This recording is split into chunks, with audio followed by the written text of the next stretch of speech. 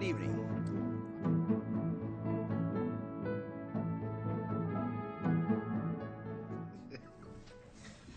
Take two.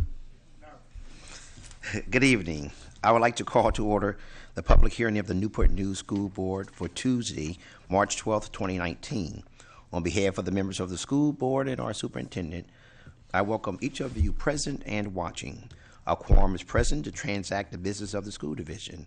Mr. Harris has an excused absence, and he will not be in attendance with us today. We will begin tonight's meeting with a pledge to the flag. And Vice Chair, Mr. Brown, would you please do us the honors? Thank you, Mr. Chairman. Please rise. I pledge allegiance to the flag of the United States of America and to the republic for which it stands, one nation, under God, indivisible, with liberty and justice for all. Thank you, Mr. Brown. So again, we're here tonight, and we have some Newport News School Board public hearing speaker guidelines. So at this time, the board will open the public hearing for comments regarding the proposed fiscal year 2020 operating budget. Prior to your comments, a short overview of the items will be provided by Dr. Parker. The board considers this an opportunity to listen to your comments and will consider your concerns as it deliberations. We ask that you comply with our 3-minute time limit. Once you begin, a green light comes on. A yellow light signals that you have 30 seconds remaining. The red light in the beep indicates that your time is up, and we will ask that you would end your comments. We ask that you adhere to these guidelines, and we thank you for that. The board at this time will hear a brief presentation from Dr. Parker. Thank you, Mr. Chairman.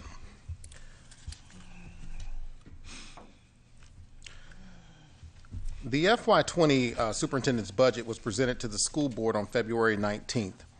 Included a revenue projection from the governor's proposed state budget.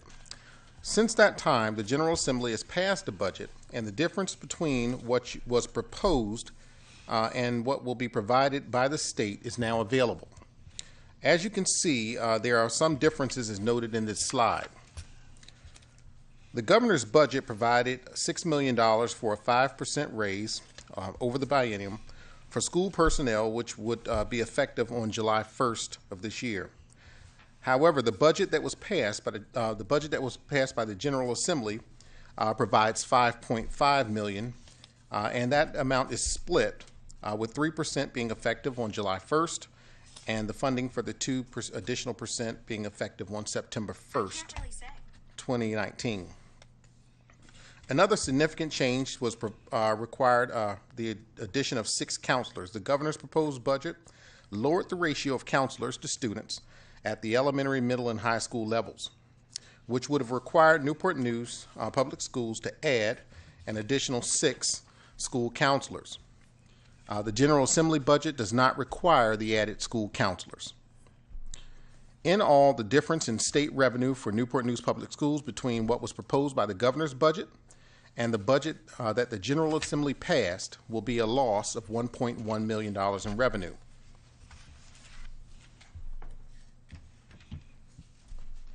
We have accounted for the loss of state revenue in our proposed budget in this revenue table. Our state revenue for the FY20 budget has been changed or modified from $198.5 million to $197.4 million to reflect the loss of $1.1 million. Consequently, the change in state revenue will be $8.7 million, an $8.7 million increase, which reflects a 4.6% increase over this current year. To balance our budget, we are recommending a $2.3 million increase in local revenue from the city, which is a 2.1% increase from the current year.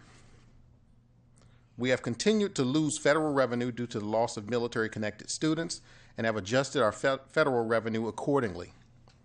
Overall, based on adjustments, the FY20 operating budget will increase to $315.4 million, which is a 3.5% increase from the current year's budget.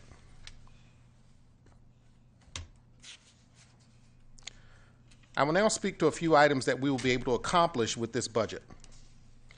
In the area of compensation, we are seeking a 2% increase in salary for all Newport News Public School employees. Additionally, we would like to continue to make compression and experience adjustments to teacher and some other classified positions to ensure that our salaries and hourly wages for employees who have been with Newport News Public Schools longer remain competitive in the regional market. We will continue to work on our bus driver and transportation staff salaries by providing a 3.5% raise this year and making experience adjustments as needed. We continue to have an increased need for drivers and have made some progress in competing with surrounding school divisions. And finally, we add $3 million to the employer share of our health care premiums. This is necessary due to a rise in claims and will potentially enable us to avoid passing those increases on to our employees.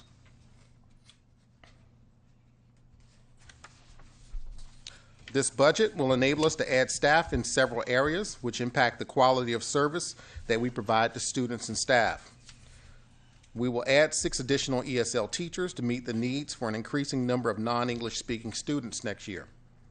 Additionally, with the projected 232 additional ESL students, we are seeing an increased need for additional supports in both the classroom and in interpreter services. In the area of mental health, we have proposed adding an additional 2 clinically licensed social workers who will work directly with our schools in assisting with families in crisis and students with mental health related issues. In the area of school safety, we are adding 2 additional security officers to increase our services to elementary and preschool centers. And finally, we are adding 2 additional instructional technology coaches to assist those schools that are currently providing every student with a Chromebook device.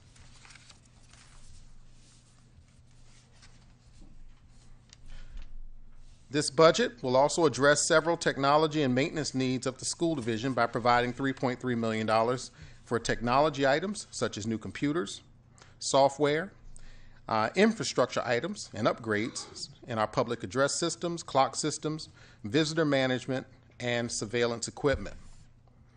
Additionally, $2 million has been budgeted to fund several major capital items. We traditionally rely on the city for many of our capital needs, such as new construction, renovations, school buses, and even some of the major items listed.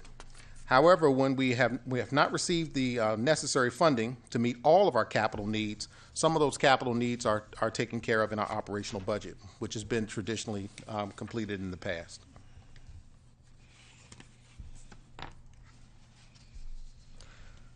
This is a graph which represents next year's proposed budget by function. So by each area that you're noting here, the salaries of employees, those employees are included in their respective areas. As you can see, our instructional budget, personnel and services, roughly makes up 73% of our operational budget. Administration is 4.9%, transportation 6.8%, operations 10.8%, and technology 4.2%. So by function, it's a fairly balanced budget and consistent with many other school divisions in this area. Your instructional budget will normally be the largest percentage share of your operational budget, and that continues to be the case here. This slide here is a fairly important slide, which I've asked to have added for this evening, just as a look at our budget from past years up to the present proposed budget. If we go back and look at FY 2009, our operational budget was $301.7 million. Our salaries included roughly 60% of our budget was in salaries. 20% of our budget were benefits. So roughly 80% of that budget was in some way attributed to personnel, whether it's salaries and benefits. That left 20% of that operational budget to do everything else. And that was roughly around $60.1 million. Okay? So when you go to FY20, the proposed budget that we're presenting tonight, that we're proposing to the school board, is $315.4 million. As you can see, we went up from 60% of that budget now to 61% of the budget. is in salaries. Because of healthcare increases and other increases associated with benefits, you see that the benefits went up from 20% of the budget to 25% of the budget. And now that 20% of non-compensation items is now 14% in FY20. And it's only $42.8 million. So while the budget has increased, the operational budget has increased, we're doing everything else outside of compensation and benefits with less money. Okay, so that's the reality of where we are. And when we say everything, we're talking about everything outside of grants or federal programs is covered with that $42.8 million. So we have to continue to keep an eye on that, because we're actually, the difference over a 10-year period is seeing that we have a more restricted budget in terms of what we are able to do outside of compensation and benefits. Looking forward, tonight we have our budget, our budget, school board budget hearing. The school board will meet and take action on the school board on March 19th. Once that has been completed, we will move forward with presenting, sending that budget down to City Council and hopefully presenting that budget to City Council. We have to provide them with a passed budget by April 1st. We are proposing a future joint session with the City Council and school board. That is a proposed date at this time and not a firm date. But we know that the city will city manager will pass a budget, and hopefully the city will pass a budget by May 14th of 2019. And that is the schedule, Mr. Chairman, for upcoming events, and I conclude my remarks at this time. Thank you, Dr. Parker. So at this time, when you hear your name, we're going to open it up for the public at this time. So when you hear your name, please come forward. Again, recall our time limit of 3 minutes, the green light again. It starts, the yellow light signals that you have 30 seconds remaining, and the red light in the beep indicates that your time is up, and we would ask that you would kindly complete your comments. So at this time, Cindy or Cornell or Connell, is that correct? It's Connell, yes, sir. Good evening. Good evening. Good evening. I am Cindy Connell. I'm a fourth grade teacher at Hilton Elementary, and I am here in support of Dr. Parker's original proposed budget. Despite the budgetary issues that are coming from the House of Delegates, Newport News Public Schools still desperately needs the additional guidance counselors and ELL teachers that your initial budget would have fully funded. I know that our city does not fund our public school system at the rate of surrounding cities, and myself and other teachers are more than willing to do what we did last year and start attending city council meetings, doing whatever is necessary to help you all get the funding you need to do what we know is in the best interest of our children. Thank you. Thank you. Holly White.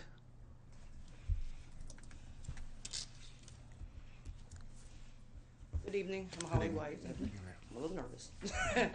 I'm basically here to speak on behalf of the custodial staff of the Newport News School System. My fiance has worked with the school system for 8 years. And the last time they got a pay raise, any staff member who worked in custodial for 2 years or less received a $2 pay raise. My fiance received 10 cents.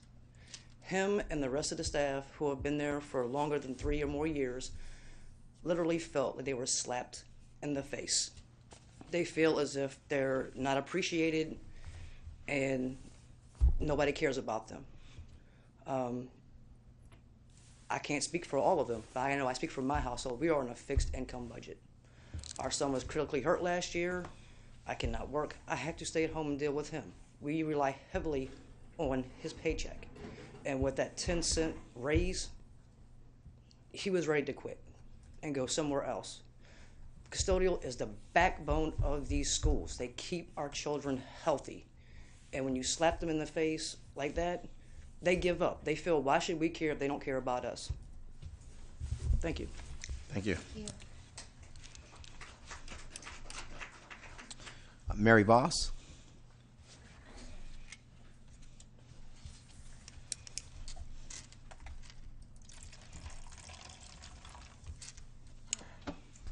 Hello, my name is Mary Voss. I'm a graduate of Newport News Public Schools. I'm a 10-year veteran classroom teacher for NNPS.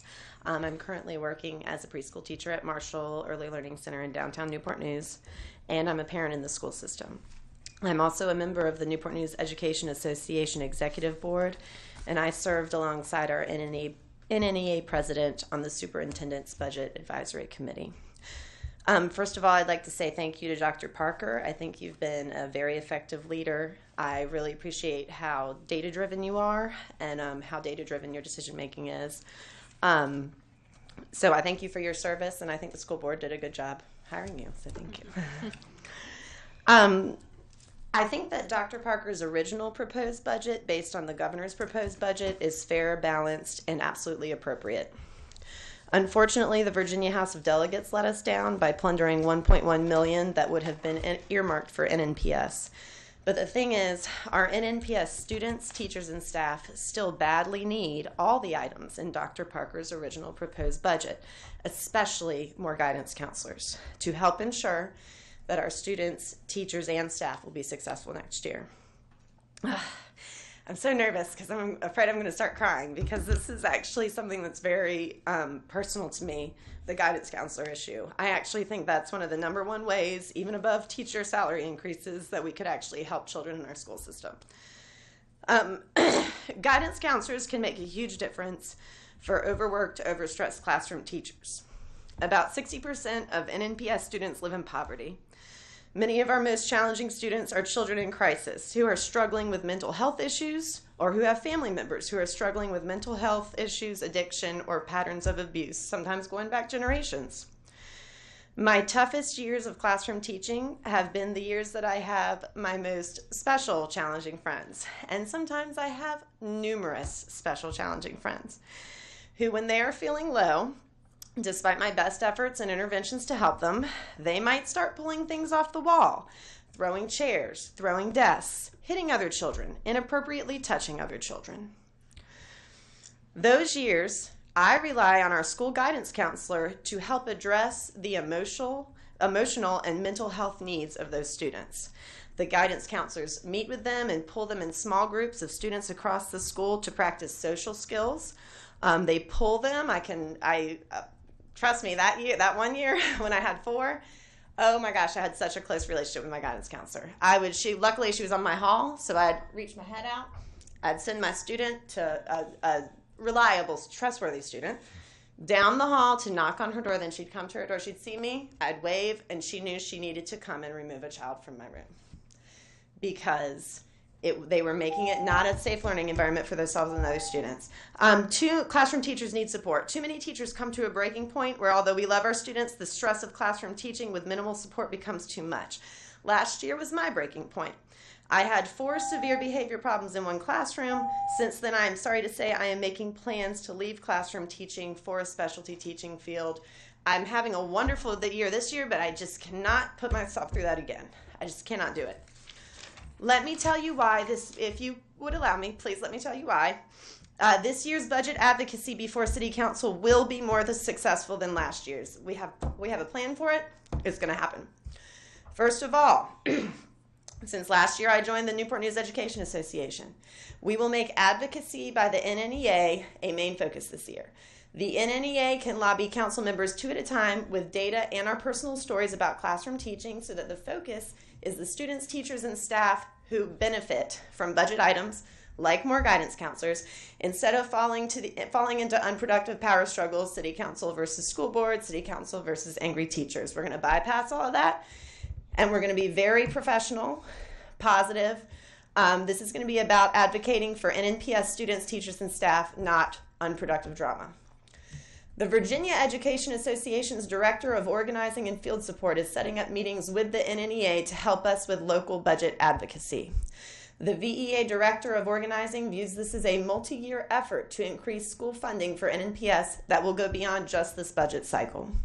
I'm very excited about the possibility of working with our State Education Association to achieve the best possible funding outcome for NNPS. Now is the time to ask for the budget we need and deserve. This past May, the NNEA endorsed a ticket of candidates who support increased funding for NNPS and increased salaries for teachers, and we're ready to hold them to that. 3 out of 3 of our NNEA endorsed school board candidates won election, and 1 of our endorsed council candidates won election, and we want to build on this. This was our first try at advocacy in local politics, and it's just the beginning of the NNEA's advocacy to make better school funding a priority in local elections.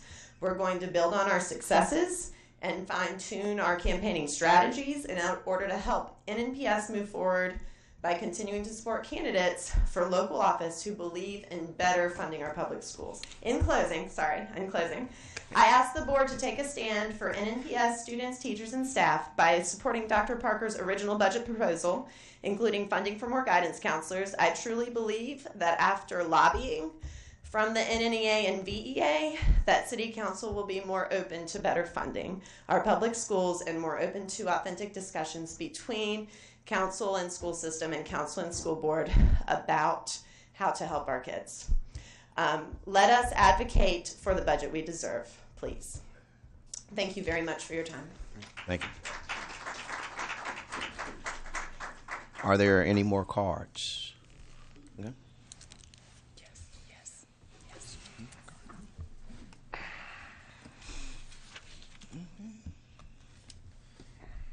Mr. Ernest Thompson. Good afternoon, school board, Dr. Parker, school board members. They say the early bird gets the worm, so when I arrived here later, I don't know if anybody said anything about this wonderful Huntington Middle School. But I must come up here and say I attended the HUD meeting the other day. Dr. Parker was there, and when he was talking, the city manager interrupted him. Well, not interrupted, but she got up and she indicated that monies had been appropriated for the design of the school, and that they were trying to get this budget, get the request from the school board into the current or the very near CIP. CIP. So I do indeed hope that it will bear fruition. I don't know where we stand. They were talking about designing or getting you guys a concept of some, what was it, a campus, and that was the reason there was a hold up. But I just have to stand up and say, Lord, I hope that it bears fruition and that we're all on board. So I'm excited. From listening to her, supposedly it's going to happen. I know from you all it's going to happen, so I just had to get up and say something about Huntington Middle School. Thank you. Thank you. Thank you. Are there any additional cards? Are there any additional cards? Are there any additional cards? There being no additional speakers, on behalf of the school board, I would like to thank each one of you who provided comments this evening. The board, again, will consider your concerns as we prepare to vote on each proposal, which will occur at our regular scheduled meeting next Tuesday, March 19th. So at this time, we have any comments from our school board members, and I will start with Ms. Simons. Okay. I want to thank the administration and Dr. Parker for working on this budget. I know that it's very difficult when you've got a governor's budget and the House of Delegates budget, and it's really a shame that the House of Delegates budget came in under for what we were hoping for with the school counselors.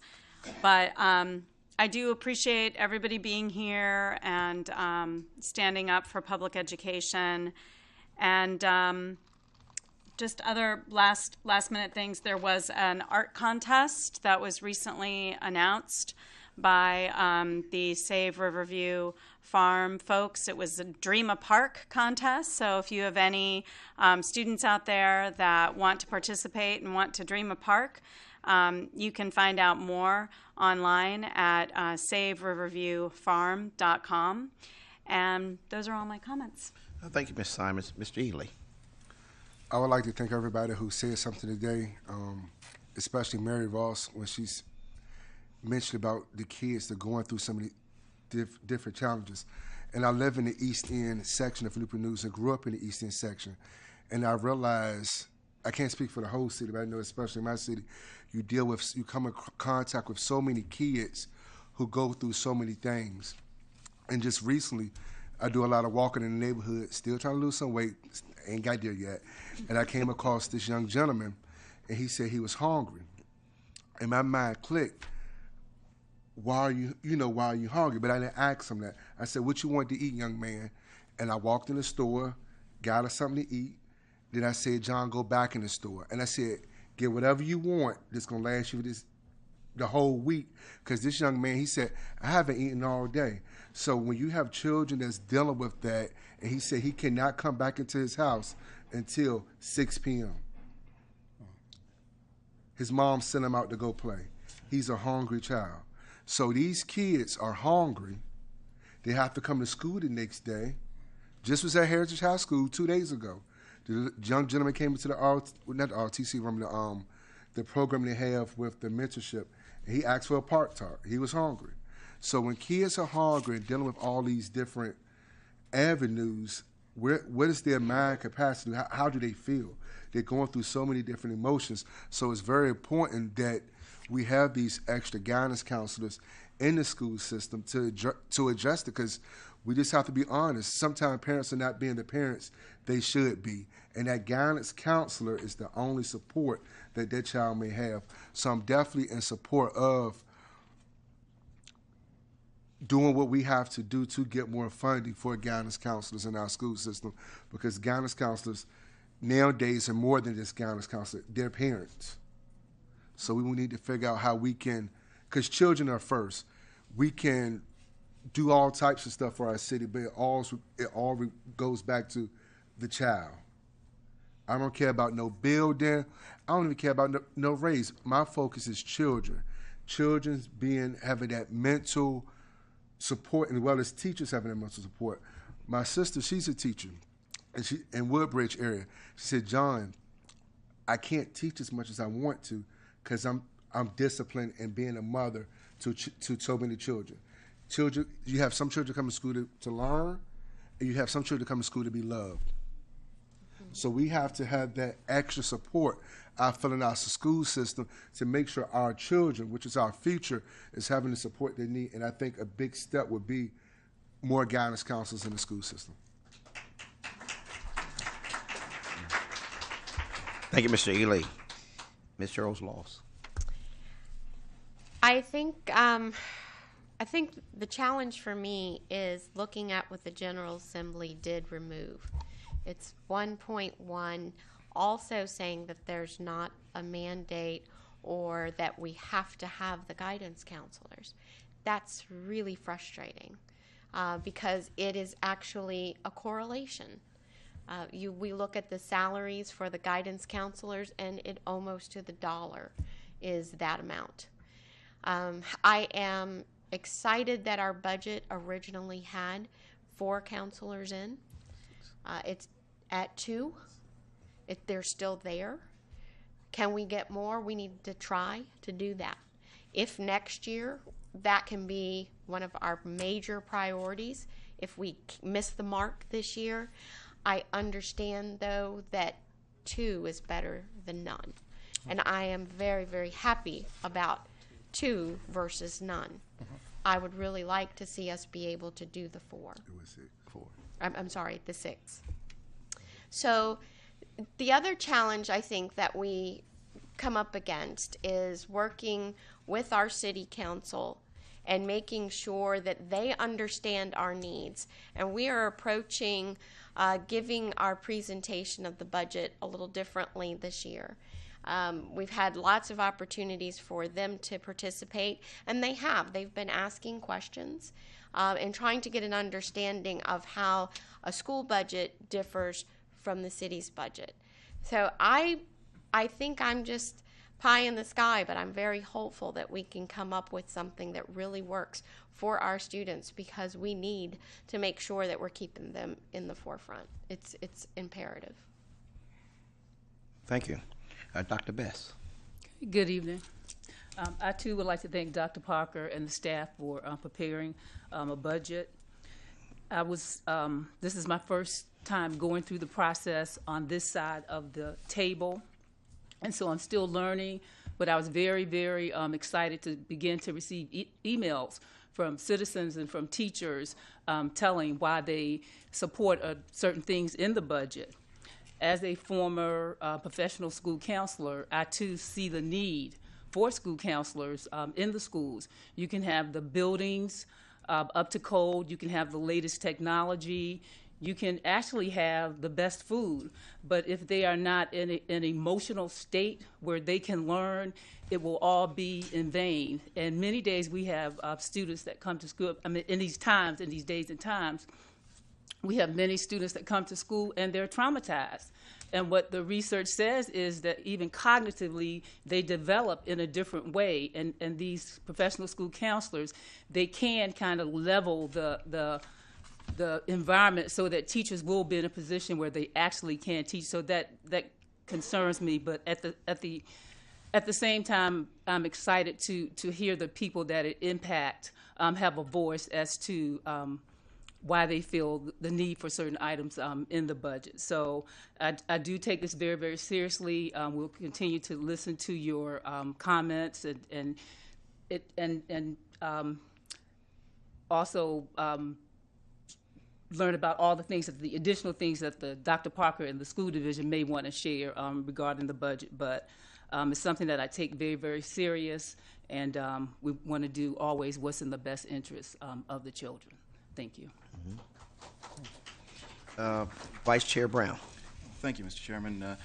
I want to say that I'm so very encouraged to see so many folks come out this evening to a public hearing to express their opinion and to be in the audience and show support to other family members who are expressing their opinions and speaking. We really, I think all of us on the board probably really sincerely appreciate being able to hear from you and knowing that you value public education as much as you do in the community. This is just very encouraging to see so many of you come out this evening, and it was great to hear from so many of you this evening.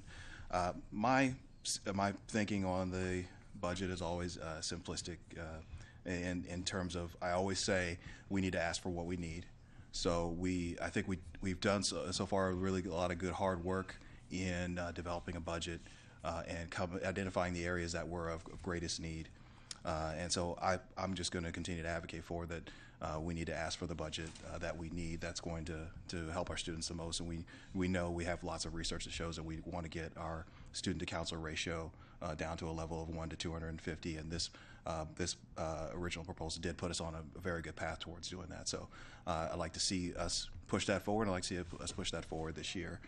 And make that happen as well. We've talked about Huntington, making sure that we keep that on the front of our minds and in the front burner. So it's great to hear that there a lot of progress has been made, and I hope that we will be putting forward a resolution soon to try and get a date certain on when Huntington will be built. So I think that this is the year to certainly ask for what we need, and the worst thing that happens is that someone says no, but we'll make adjustments from there. But it's important to ask for what you need because you can't come back later and say and cry about what you didn't get because you didn't ask for what you needed.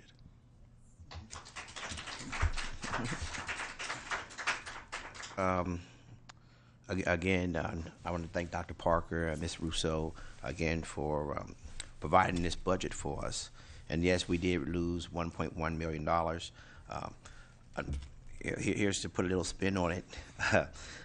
I guess I can't go home and ask my wife what she does because she's a school counselor, elementary school counselor. So here in Newport News, so I guess I can't say what do you do during the daytime because I've heard that over and over and over and over again in my household for the last 25 plus years that you don't know what it is to be a school counselor. So we hear you, and when we do our deliberations, we will consider all those things that we heard tonight from the Huntington Middle School. I was there also at the CNI presentation, and it was nice to hear the city manager actually say that Huntington, part of the campus that's going to be. I think we're making very good strides. That something that we kind of promised that we were going to do more of communicating with our city council and the city manager. I'm going to praise Dr. Parker for his numerous phone calls with the city manager. And each one of my peers here on the board, I know many of you have had several conversations with your constituents in your particular area. I've had several meetings with discussions with our mayor. So we've heard it. There is still time. So again, we'll go back. We'll look at the budget once again. We do have a few more days again to communicate with our counterparts on the city council, and hopefully with some good camaraderie, what I'm saying, that we can, because I know the counselors are very important. I see on our budget there were 6. I know we really needed 8. We were going to get 2 already and so that left us 8. If we could at least get half of them, if we could get, and I know I'll get beat in the head when I get home, but if we can do at least get half of them today and maybe tomorrow, but I do hear you, that's what we really need. But I'm always about compromising, and that's how we get things done. It's all about the compromise and working together. So we will, again, thank you for your comments tonight. We heard you crystal clear, and we, as your elected officers representing you, will do our best job to do what's best for our students. That being said, are there any more cards? Are there any more cards? Are there any more cards? There being no additional speakers, may I have a motion to close the public meeting? Mr. Chairman, so moved to close the meeting. Second. You heard the motion and you heard the second. Time for the question. There being a question, Ms. Buffalo, will you please call a roll? Mr. Brown? 4. Mr. Ely? 4. Mr. Hunter? 4. Simons? 4. Mrs. Searles Law? 4. Dr. Best? 4. Motion passes 6-0.